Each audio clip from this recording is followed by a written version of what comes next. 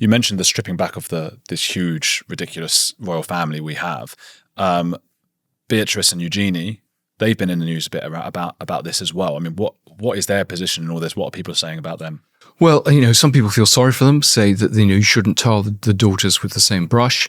But I'm afraid, my research shows that, they have also been involved in using contacts built up through their royal status to make money for themselves. I mean, Beatrice was out promoting a Saudi bank the other day. Yeah. They were taken on a lot of these trade trips by Andrew, paid for by the taxpayer. We had to pay additional costs of their security, etc. Also, they could build useful contacts, which they're now exploiting in their own business careers. And there are plenty of stories I have in Entitled of Andrew pushing them forward either as working royals or to try and get business for the companies they worked for. So, for example, there's a story about English National Ballet having pressure put on them to take up a system of auctions from Eugenie's firm, that Andrew offered to be a patron of a business school in return for one of the daughters getting a free MBA. This is corrupt. This is what you expect in South America, but not in Britain.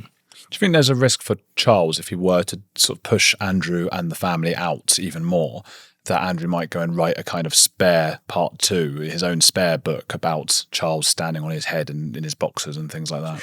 Well, I don't think Andrew would write it himself, but what he would do is he would have find a tame person to write it, as I say, like Andrew Morton.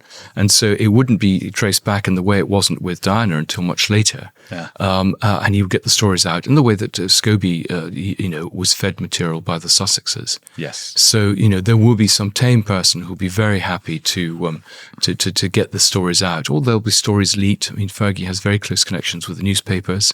There's some, supporters there for her still. People, publishers and journalists will be happy to sort of have this dirty washing aired in public. And so I'm sure there may well even be just discussions already. I mean, certainly in the course of my research, and I think I show in the book, Sarah was often hinting at that she would spill the beans. She was going to write a novel based on her life. Ways of getting around the divorce settlement, which gave her, in effect, an NDA.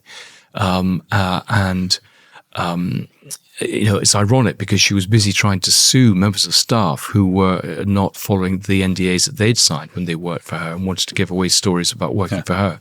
And yet she, at the very same time, was doing the same about her relationship with the royal family. It's why certain members of the royal family, are not very keen on her.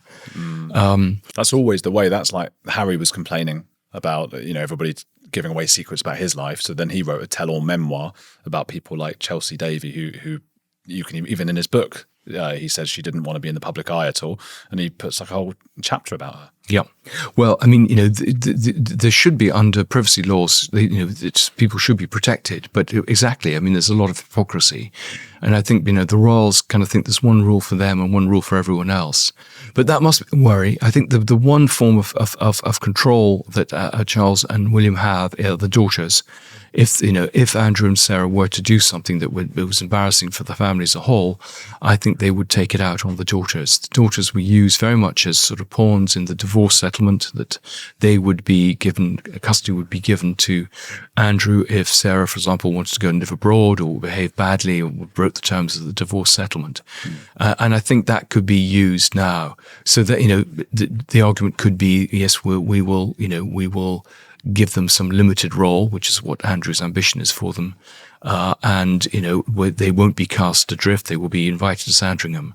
I think it's very interesting that last Christmas, when Andrew and Sarah were not allowed to go to Sandringham and had to spend Christmas at Royal Lodge, that Beatrice didn't actually join her parents. She decided to, it'd be more fun to go to Sandringham.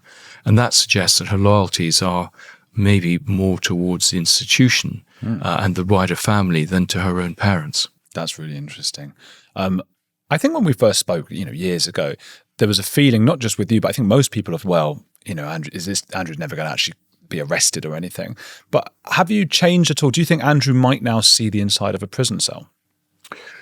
No, I don't think he will, because I think that's a step too far for everyone. With so many, rich, powerful people never see the inside of a prison cell. I mean, it was, I don't think Epstein, if he hadn't died, would have actually really been convicted. He would have found a way out, some sort of sweetheart deal, as he did with the original charge. He had compromised on so many people. He had, powerful people on his side. Can I ask you a favor? Please subscribe. 90% of you are not subscribed, so if you sub, it will help the channel and I'll keep making these clips.